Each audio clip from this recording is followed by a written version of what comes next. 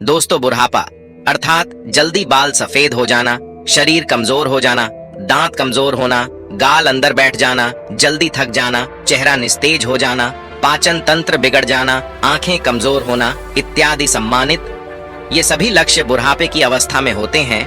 लेकिन अब ऐसा नहीं है। जवानी के दिनों में भी काफी युवा इन बुढ़ापे का शिकार हो जाते हैं। तो आइए इसी बात को हम एक बौद्ध कहानी से समझते हैं। इससे पहले आप इस वीडियो को लाइक करें और अब तक आपने हमारे चैनल को सब्सक्राइब नहीं किया तो प्लीज चैनल को सब्सक्राइब कर ले और बेल नोटिफिकेशन को ऑल पर सिलेक्ट कर दें ताकि हमारी आने वाली वीडियो की सूचना सबसे पहले आपको प्राप्त हो। तो चलिए आज की कहानी को प्रारंभ करते हैं। दोस्तों, एक बार महात्मा बुद्ध एक सम्राट के राज दरबार में जाते हैं और उनसे पूछते ही, राजन बताइए आप लोग की प्रजा कैसी। राजन कहते हैं, हे भगवान, आपने जो उपदेश दिया है इससे हमारी पूरी प्रजा में लोग 60 वर्ष के हैं। उन्हें भी देखने में ऐसा लग रहा है जैसे 20 वर्ष के हो चुके हैं। सबकी ढलती उम्र जैसे रुक गई है, थम गई है। भगवान, सब लोग स्वस्थ हैं। हमारे राज्य में लोग तो बैठकर आराम कर रहे हैं क्योंकि अब किसी को दवा की जरूरत नहीं है। सभी लोग एकदम स्वस्थ हैं। हमारी प्रजा बहुत ही खुश है। दोस्तों, आज की कहानी बहुत ही ज्ञानवर्धक है, इसलिए इस कहानी को अंत तक अवश्य सुनिए। इस कहानी से आप यह जान पाएंगे कि कम उम्र में ही बुढ़ापा क्यों आता है। जैसे कि सभी लोग जानते हैं कि गौतम बुद्ध एक सम्राट भी थे, लेकिन उन्होंने सब कुछ त्याग कर एक सन्यासी का रूप धारण किया था। इसीलिए उन्हें सब पता था हमें क्या खाना चाहिए, हमें कैसी दिनचर्या अपनानी चाहिए। दोस्तों, आज हम महात्मा बुद्ध के 12 महत्वपूर्ण नियम या यह कह लो आज हम पूरे जीवन का रहस्य जानने वाले हैं। इसलिए आप सबसे विनम्र निवेदन है कि पूरी कहानी को ध्यान पूर्वक सुने और इन 12 बातों को सुनकर अपने जीवन में उतार लीजिए। यदि आप इन 12 उपदेशों को अपने जीवन में उतार लेते हैं तो आप अवश्य ही कभी बीमार नहीं होंगे और आपका बुढ़ापा आपको छू भी नहीं पाएगा। दोस्तों, इसे हम एक कहानी के माध्यम से समझते हैं जिससे हर एक बात आपके दिमाग में बैठ जाए और उसे आप जीवन में अपने उतार सके। तो चलिए कहानी को शुरू करते हैं। बहुत समय पहले की बात है। किसी राज्य में भादर सिंह नाम का एक राजा रहता था। राजा बहुत ही दयालु, बहुत दयावान और एक न्यायिक राजा था। उनकी 2 रानियां थीं और दोनों रानियां अति सुंदर थीं। वे रानियां भी उस राजा के स्वभाव पर गईं और वो रानियां भी बहुत ही धार्मिक प्रवृत्ति की थी।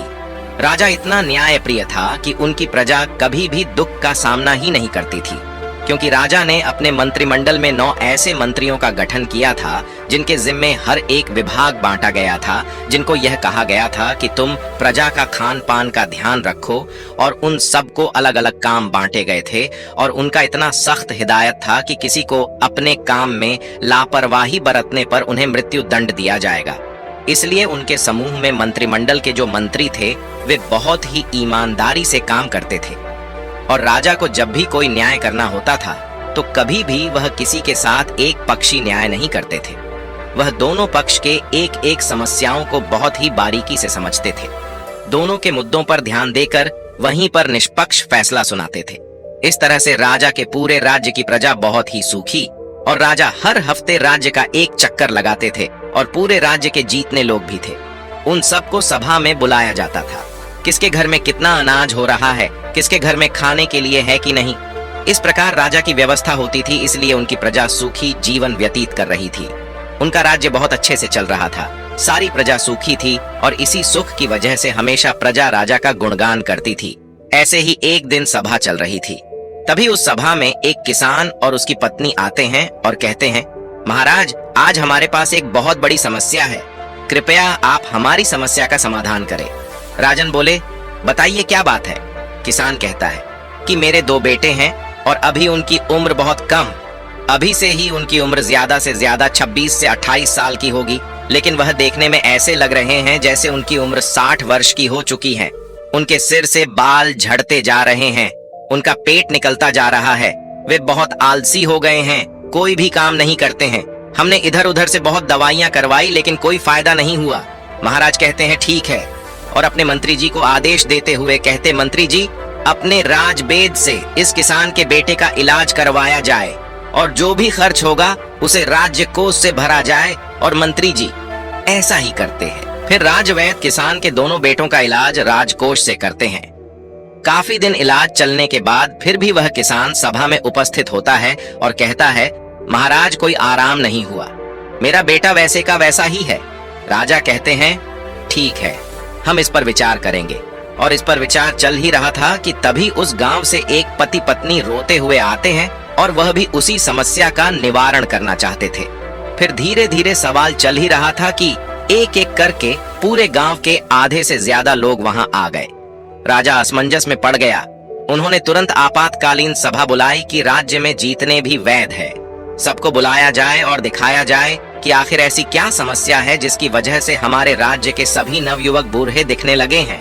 इस समस्या पर पूरा शोध किया जाए। राजा का यह सख्त आदेश था कि जल्द से जल्द इस पर कार्रवाई किया जाए और पूरे राज्य में छानबीन की जाए। सभी का घर घर जाकर पता लगाया जाए कि इसका कारण क्या है। जितनी भी प्रसिद्ध वैद्य थी सभी को बुलाया गया और फिर एक आपातकालीन बैठक की गई और उस आपातकालीन बैठक में सारे विचार विमर्श किया गया। राजा ने सभी वेदों से कहा, आप लोगों के पास 10 दिन का समय है और इस 10 दिन के अंदर पूरे राज्य के हर एक घर की बीमारी का पता लगाइए। ऐसी कौन सी बीमारी है या ऐसी कौन सी चीज है जिसे खाने से यह बीमारी हो रही है। राजा ने कहा कि जो भी राज्य में इस बीमारी का सही सटीक पता लगाएगा उस राजवैद्य को उचित पुरस्कार के रूप में एक राज दे दूंगा। अब सारे वैद्य एकदम से एक तल्लीन होकर जुट गए और घर घर जाकर रात दिन एक एक करके पूरा 10 दिन छानबीन की। फिर वे एक दिन जब राज्य की सभा लगती है तो उस राज्य में सारे राज्य वैद्य और पूरे राज्य के लोग इकट्ठा होते हैं। फिर राजा एक एक करके सारे वैद्य से पूछते हैं। तब सारे राजवैद्य अपने अपने विचार रखते हैं, महाराज हमने पूरी छानबीन किया और छानबीन के हिसाब से हमने लोगों का उपचार भी किया, लेकिन किसी को आराम नहीं मिल रहा है। फिर एक राजवैद्य खड़े होते हैं जो बहुत ही बुजुर्ग थे। उनकी उम्र लगभग 125 वर्ष या 130 साल की थी और उन्होंने कहा, हमारा जो अपना निष्कर्ष निकला, हमारा जो अपना अनुभव है, उस अनुभव से हमें यही लगता है कि हमारे यहाँ रहन सहन और यहाँ के खाने में कुछ दिक्कत हो रही है जिसके वजह से ये सब हो रहा है, लेकिन हमारे पास इसका सटीक जवाब नहीं है। राजा उस बुजुर्ग राजवैद्य की बात सुनकर वह राजा असमंजस में पड़ जाते हैं कि 130 साल के बुजुर्ग यह बात बता रहे हैं। तो राजा ने कहा, इसका समाधान क्या होगा? अब इसका समाधान भी आप ही बताइए, क्योंकि हम आज 1 महीने से इस कारण से चिंतित हैं। 1 महीने से हमारी प्रजा परेशान हो रही है और इसे देखकर हम लोग इसी सोच से परेशान होते जा रहे हैं। मेरे भी बाल झड़ने शुरू हो गए हैं। हमारे परिवार में महारानियां, राजकुमार, राजकुमारी या जो भी है, सब लोग इस समस्या से परेशान हैं। आखिर समाधान तो बताइए। फिर वो राजवैद्य हाथ जोड़कर खड़े होते हैं और राजा से कहते हैं, राजन हमें क्षमा करिए, लेकिन हमारे पास इसका कोई उपाय नहीं है। उन्होंने आगे कहा, इन सारी समस्याओं का समाधान एक ही व्यक्ति के पास है। अगर उस व्यक्ति को बुला लिया जाए तो आपके राज्य की सारी समस्याएं खत्म हो जाएंगी, सारी बीमारियां हमेशा के लिए खत्म हो जाएंगी। उनके अलावा इसका समाधान किसी के पास नहीं है। महाराज कहते हैं, वैद्य जी हमें जल्दी बताइए, इस शुभ काम के लिए देरी मत करिए। मुझे जल्द से उस महापुरुष, उस ज्ञानी का नाम बताइए और अब हम उन्हें अपने राज्य में आमंत्रित करेंगे। वो राजनीतिज्ञ कहते हैं, क्षमा करें महाराज, हमें उनका पता नहीं है कि वो कहाँ रहते हैं, लेकिन उनका किसी राज्य में उपदेश अवश्य चल रहा होगा। कृपया आप अपने सैनिकों को सारे राज्य में भेज करके पता लगाए कि महात्मा बुद्ध किस राज्य में हैं, कहाँ पर है, कहाँ पर उनका उपदेश चल रहा है। केवल उन्हीं के पास इस समस्या का समाधान है और दूसरा किसी के पास इसका कोई समाधान नहीं। राजा यह बात राज्य वैद्य की मुंह से जैसे ही सुनते हैं, उन्होंने अपने सबसे काबिल मंत्री को यह आदेश देते हैं कि जल्द से जल्द महात्मा बुद्ध का पता लगाया जाए और उन्हें आदर सम्मान के साथ अपने राज्य में लाया जाए। ये हमारा सख्त आदेश है। इसके लिए जितने भी गुप्तचर चाहिए उन्हें ले लिया जाए और उनका जल्द से जल्द पता लगाया जाए कि इस समय महात्मा बुद्ध का किस राज्य में उपदेश चल रहा है। वह जरूर आएंगे। उनको हमारा संदेश भेजिए, उनको कहिए कि सम्राट बुलाए है। अगर वो नहीं आते तो आप मुझे बताइए, मैं स्वयं अपनी समस्याओं को लेकर उनके पास जाऊंगा।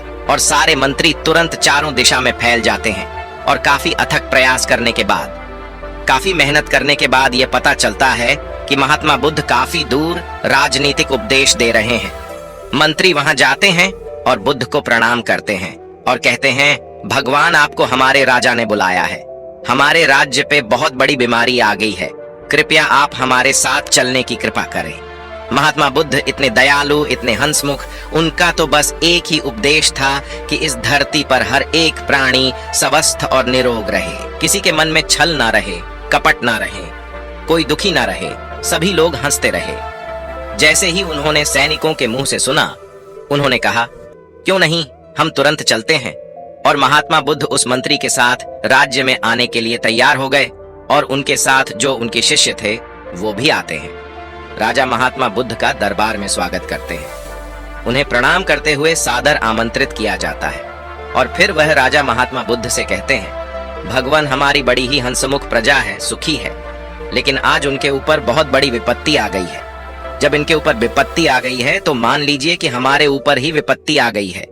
ये प्रजा नहीं है, ये हमारे परिवार के सदस्य हैं। कृपया आप इन सभी की समस्याओं का समाधान कीजिए। महात्मा बुद्ध राजा की तो पहले ही प्रशंसा सुन चुके थे। राजा की सोच और विचार से महात्मा बहुत प्रभावित हुई और मुस्कुराते हैं और राजा से कहते हैं, क्यों नहीं, ये तो कुछ नहीं है, सब ठीक हो जाएगा। इस समस्याओं को सारे लोग स्वयं पाल रखे हैं। ऐसी बात सुनकर राजा मुस्कुराते हैं और कहते हैं, भगवान, इतनी बड़ी समस्या है और आप कह रहे हैं कोई समस्या नहीं है। फिर राजा ने कहा, ठीक है गुरुवर, जैसे भी हो आप हमारे प्रजा को ठीक कर दीजिए। महात्मा बुद्ध के सामने एक शिष्य खड़ा था। महात्मा बुद्ध उस शिष्य की तरफ इशारा करते हैं तो शिष्य कहता है, राजन, हमें आपके राज्य में एक ऐसा खुला स्थान दीजिए जहां पर राज्य के सभी लोग एकत्रित हो सके, जहां का खुला वातावरण हो, जहां प्राकृतिक धूप आती हो, जहां प्राकृतिक हवा हो, सुनहरा माहौल। वहां पर कल प्रातः 4:09 बजे लोगों का उपचार किया जाएगा। लेकिन लोगों को उपचार देने से पहले आप अपने राज्य में ऐसा आदेश लागू कर दीजिए, उस स्थान पर आपके पूरे राज्य के सभी लोग और आप खुद भी उस स्थान पर उपस्थित हों। सभी लोगों को कल से उपदेश देना शुरू हो जाएगा और यह उपदेश 12 दिन तक चलेगा। 12 दिन एक एक करके उपदेश दिया जाएगा और इन 12 दिनों में आपकी पूरी प्रजा स्वस्थ हो जाएगी। राजा शिष्य के मुंह से यह बात सुनकर बड़े खुश होते हैं। सिर्फ 12 दिन में राजा कहते हैं, ठीक है, जो भी खर्च आएगा वो सारे हमारे राजकोष से दिया जाएगा। फिर वो शिष्य कहता है, कोई खर्चा नहीं आएगा महाराज, आप निश्चिंत रहिए। आप सिर्फ अपनी प्रजा से यह सख्त आदेश करवा दीजिए कि 4 बजे वहां उठकर नहीं आएंगे, उसे दंड दिया जाएगा। राजा यह आदेश लागू कर दिए और बोले, कल सुबह सबको वहां आना है। राजा ने एक बहुत बढ़िया सा स्थान निर्धारित किया और कहा कि कल पूरी प्रजा उसी स्थान पर आएगी, हम भी आएंगे और वहां पर महात्मा बुद्ध के विचार सुनेंगे और जैसे जैसे महात्मा बुद्ध कहेंगे उनका पालन किया जाएगा और हमारे सारे गुप्तचर सबके घरों पर निगरानी रखेंगे। जो भी उपदेश का पालन नहीं करेगा उसे सभा में दंडित किया जाएगा। यह सारी बातें घोषित करने के बाद पूरे प्रजा राजा को प्रणाम करती हैं और कहते हैं, नहीं महाराज, हम सभी लोग वहां उपस्थित अवश्य होंगे। महात्मा बुद्ध को सभी लोग प्रणाम करते हैं और वहां से चले जाते हैं। उस दिन की सभा वहां पर स्थगित कर दी गई और अगले दिन महात्मा बुद्ध का प्रवचन होने वाला ही था। सबके सब 4 बजे महात्मा बुद्ध का प्रवचन सुनने के लिए पहुंच जाते हैं। फिर महात्मा बुद्ध सभा में अपने शिष्य को इशारा करते हुए कहते हैं कि लोगों को बताओ। उनका शिष्य अपने स्थान पर से खड़ा होता है और कहता है, कल से पूरे राज्य के लोग सुबह 4 बजे ब्रह्म मुहूर्त जब शुरू होगा, उसी समय उठने के बाद 2 से 3 गिलास गुनगुना पानी करना है और उस गुनगुने पानी को मिट्टी के बर्तन में घूंट घूंट करके पीना है। जो इसका अनुसरण नहीं करेगा उसे आराम नहीं होगा। ये महात्मा बुद्ध का पहला उपदेश था। इस पहला उपदेश का पालन करना है और कल दूसरा उपदेश दिया जाएगा। कल इस उपदेश का सभी लोग पालन करके आएंगे और सभा वहीं पर समाप्त होती है। फिर अगले दिन सभी लोग समय से वहां उपस्थित हो जाते हैं। सभी लोगों से महात्मा बुद्ध किसी से पूछते हैं कि क्या हुआ, कितने लोग पालन किए। सभी लोगों ने हाथ उठाया और सभी लोगों ने कहा, हमने इसका पालन किया है और आज हमें बहुत आराम मिला है। हमारा पेट बहुत अच्छे से साफ हुआ, शरीर बिल्कुल हल्का हल्का लग रहा है और हम बिल्कुल स्वस्थ लग रहे हैं। फिर महात्मा बुद्ध शिष्य से कहते हैं, तब शिष्य कहता है, अब दूसरा उपदेश यह है कि सबको टहलने चलना है और चलना कितना है, 2 से 3 किलोमीटर। उसमें जो बच्चे हैं, नौजवान हैं, वो दौड़ेंगे और जो सामान्य लोग हैं, जो 40 से 50 की उम्र की हैं, वह तेज चलेंगे और वे 1 सेकंड में 1 कदम 1 मिनट में 60 कदम चलेंगे और दौड़ सकेंगे तो दौड़ेंगे। बहुत तेजी से नहीं दौड़ना है, बस अपनी क्षमता के अनुसार 2 से 3 किलोमीटर तक ही चलना है। वह दूसरे दिन का उपदेश था। अगले दिन फिर से सभा शुरू होती है, फिर से सभा लगती है। फिर से सभा में वह पूछता है सभी लोगों से, आप लोगों ने पहले 2 दिन का पालन किया? सभी लोगों ने अपने हाथ उठाकर सहमति जताई। शिष्य पूछता है कि आप लोगों को कैसा लग रहा है? तब वे कहते हैं, गुरुवर, हमको कोई बीमारी नहीं है, ऐसा लग रहा है। फिर से शिष्य कहता है, अब सब लोग योग करें। प्राणायाम अपने हिसाब से सभी लोग प्राणायाम, जिसमें अनुलोम विलोम शामिल होगा। अनुलोम विलोम कैसे किया जाता है? अनुलोम विलोम कैसे किया जाता है? सूर्य प्राणायाम कैसे किया जाता है? यह सब उस शिष्य ने सभी को बताया और कहा, सभी लोग को कम से कम 30 मिनट से लेकर 45 मिनट तक इसे रोजाना करना है। और उस दिन की सभा भी समाप्त हो गई। अगले दिन फिर सभा लगी और उस सभा में सारे लोग उपस्थित हुए और उस उपस्थिति के बाद सबसे दिनचर्या पूछी जाती है, किसने कितना अनुसरण किया? सबने कहा, अब तो हमको ऐसा लग रहा है हमको जैसे कोई बीमारी ही नहीं है, कोई अलार्म नहीं लगाना पड़ता, हमें जगाना ही नहीं पड़ता। 4 बजे अपने आप हमारी आंखें खुल जाती हैं। यह सुनकर महाराज बहुत खुश हुए। इतना बड़ा चमत्कार, बिना किसी पैसे की हमारी प्रजाएं ठीक हो रही है। राजा तुरंत खुश होकर महात्मा बुद्ध को प्रणाम करते हैं और उनसे कहते हैं, आप हमारे ही राज्य में रहिए, भगवान यहाँ से मत जाइए। महात्मा बुद्ध मुस्कुराते हैं, क्योंकि उनका तो काम ही है हमेशा हंसते रहना, क्योंकि वो चिंता नहीं करते थे। फिर वो कहते हैं, अब सभी लोग प्राणायाम, योग सब कुछ जान गए हो। अब सब लोग को अगले काम जो करना है वो ये है कि सभी लोगों को 300 ग्राम सेव खाने हैं। इससे ज्यादा भी खा सकते हैं, लेकिन कम नहीं। उसके बाद सभी लोग अपना अपना काम करेंगे और उस दिन का भी ज्ञान समाप्त हुआ। सभा निष्कासित हुई। फिर अगले दिन सभी लोग आते हैं और सबसे पूछा जाता है कि किसको कितना आराम हुआ। सभी लोग कहते हैं, हम तो पूर्ण रूपेण ठीक हो गए। फिर से शिष्य कहता है, नहीं, अभी तो बाकी है, अभी तो आधा नियम और करना है। जब आप पूरे नियम का अनुसरण कर लोगे तब आपको कोई बीमारी नहीं आएगी, बुढ़ापा छूमंतर हो जाएगा, बुढ़ापा पास भी नहीं आएगा, मर्दाना ताकत बरकरार रहेगा, हमारे महात्मा बुद्ध की तरह चेहरे पर चमक बनी रहेगी। फिर वे कहते हैं, अगला उपदेश क्या है? ये सुनिए, कल से सुबह 7-8 बजे तक सबको सेव खा लेना। फिर वो शिष्य अगला उपदेश सुनाते हुए कहते हैं, मान लीजिए सबने 7-8 बजे तक सेव खा लिया। उसके बाद 2-2.5 घंटे बाद सबको अपना पेट भर खाना खाना है, रोज का जैसे खाते हैं। और खाना खाने के बाद क्या करना है, अब वह सुन लीजिए। खाना खाने के बाद सबको रोटी खाना है, मल्टीग्रेन रोटी, यानी कि मिक्स रोटी। वो कहते हैं कि उसमें गेहूं नहीं होगी, गेहूं अच्छी चीज नहीं है, उसमें बाजरा, मक्का, चना, इन 3 चीजों की सबको रोटी बनाना है और सबकी थाली में इसकी रोटी होगी और 1-1 कटोरी दाल होगी, उसमें देसी घी और 1 कटोरी मिक्स सब्जी का साग होगा। वह सीजन के हिसाब से होगा। सीजन वाली सब्जी अच्छी होती है, वही खाने योग्य होती है। बिना सीजन वाली सब्जी नहीं खाना है। बिना सीजन वाली सब्जी स्टोर रूम में स्टोर की हुई रहती है, जो कि काफी दिनों से रखी होती है। और खाना खाने के 30 मिनट बाद सभी को 1-1 कटोरी दही खाना है। यदि खाने में आप यह भी शामिल करते हैं तो जब आपका खाना खाने के आधा घंटे बाद दही में गुड़ डालकर खाएंगे तो आपका खाना बड़ी आसानी से बच जाएगा। फिर से शिष्य ने कहा, यह आज का उपदेश था, समाप्त हुआ और कल सभी लोग इसका अनुसरण करके आएंगे और सब लोग खुशी खुशी अपने घर को जाते हैं।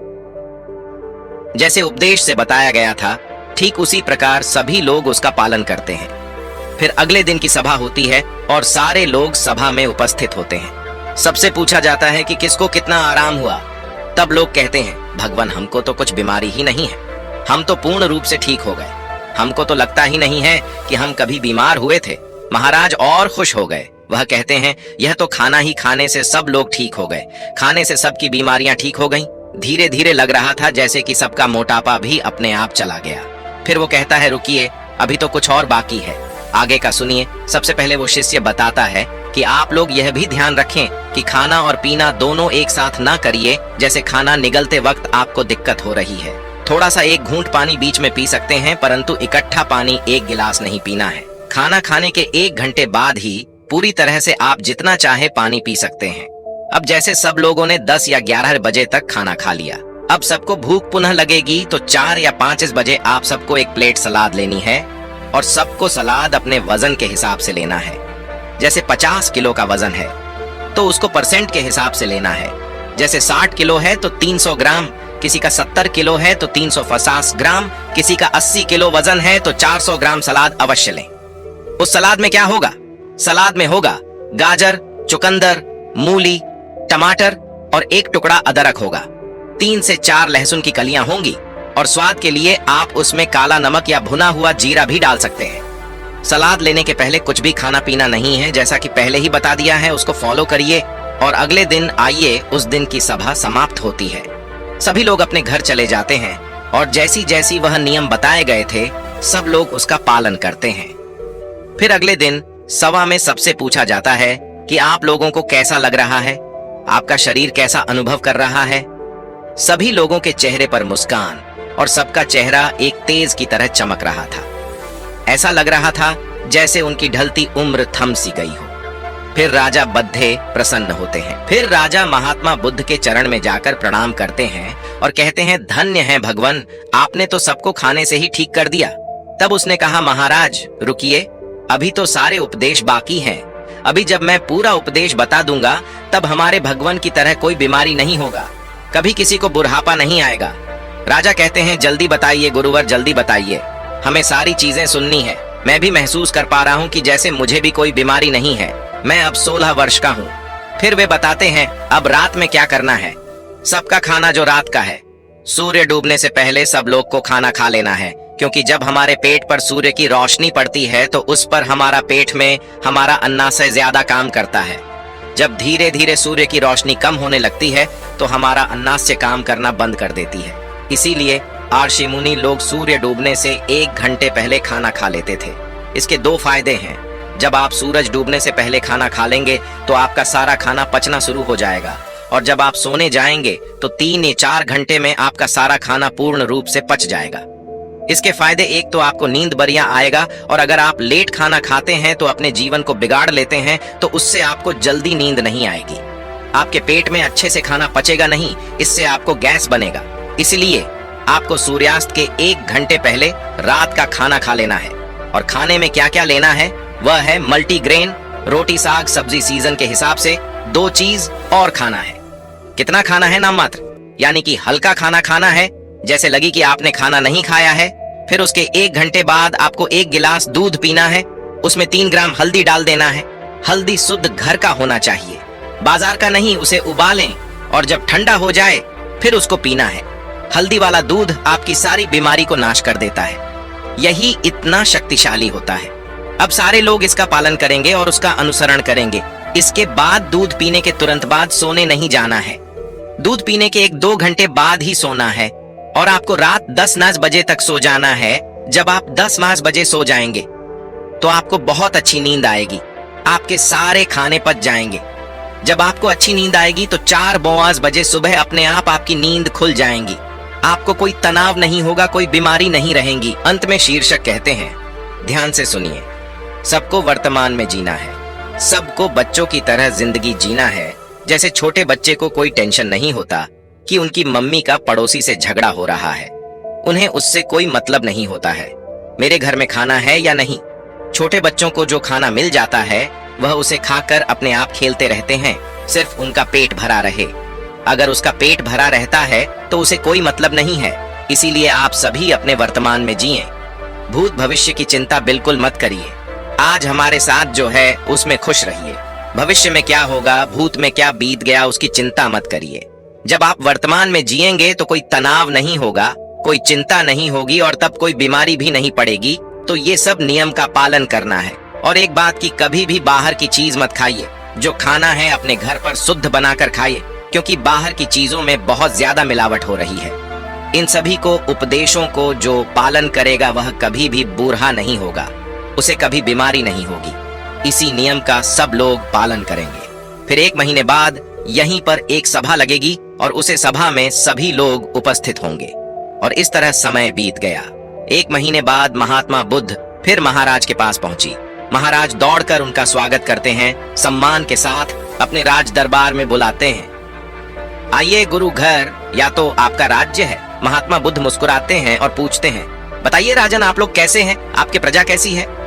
राजन कहते हैं, भगवान, आपने जो उपदेश दिया है उससे हमारी पूरी प्रजा में जो लोग 60 वर्ष की थी, उन्हें देखने में ऐसा लग रहा है जैसे भी 21 वर्ष के हो गए हैं। सबकी ढलती उम्र थम सी गई है। हमारे राज भर में लोग तो बैठकर आराम कर रहे हैं, क्योंकि अब तो कोई भी दवा की जरूरत नहीं है। सभी लोग एकदम स्वस्थ, हमारी प्रजा बहुत खुश है। तो दोस्तों, स्वास्थ्य के लिए महात्मा बुद्ध के 12 उपदेश आपको कैसे लगी, कमेंट करके अवश्य बताइएगा।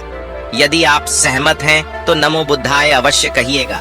मिलते हैं एक नए वीडियो में एक नए शिक्षा के साथ। तब तक आप इस वीडियो को लाइक करके चैनल को सब्सक्राइब कर दीजिए और बेल वाले आइकन को ऑल पर सिलेक्ट करें, ताकि आपको इसी तरह की बुद्धा स्टोरी मिल सके। नमो बुद्धाय।